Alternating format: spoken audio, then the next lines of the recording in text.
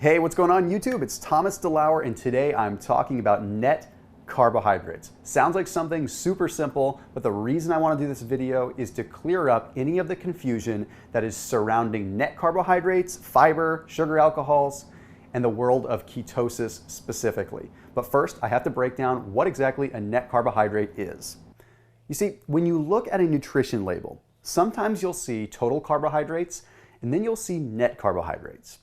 What net carbohydrates are the amount of carbohydrates that actually affect your blood sugar. Now, when we're talking about ketosis, we end up hearing a lot about net effective carbs and whether they truly have an impact on ketosis or if they just have an impact on our blood sugar. But before I can give you a solid answer to that, I have to describe what exactly a net effective carb is and how net carbs are really calculated.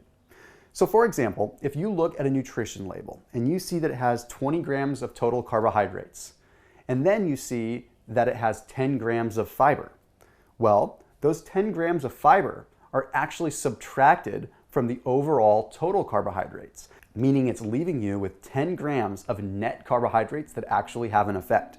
You see, the 10 grams of fiber actually don't affect our blood sugar, which means we're only left with 10 that actually have an effect.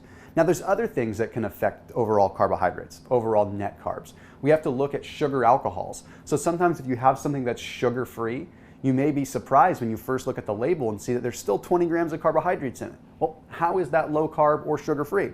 Well, if you look down a little further, you'll see sugar alcohols. And a lot of times there'll be 18 or 19 grams of sugar alcohol, which means that you're only left with like 1 gram of carbohydrate that's actually affecting your blood sugar. Now, blood sugar is one thing. But just so you know, when you're in ketosis, all those sugar alcohols and all those fibers still count towards your overall ketosis number.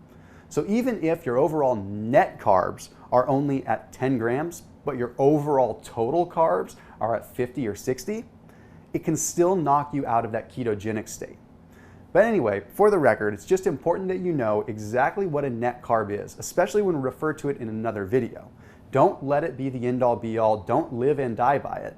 You just want to be aware, especially if you're dealing with something where you need to pay attention to your overall blood sugar levels. As always, keep it locked in here on my YouTube channel. Make sure you hit that thumbs up button. Make sure you hit that subscribe button. Make sure you check out some of the other ketosis playlists that I have, but also some of the business and health connection playlists so you can get the most out of your life, the most out of your business, and the most out of your everyday family. I'll see you in the next video.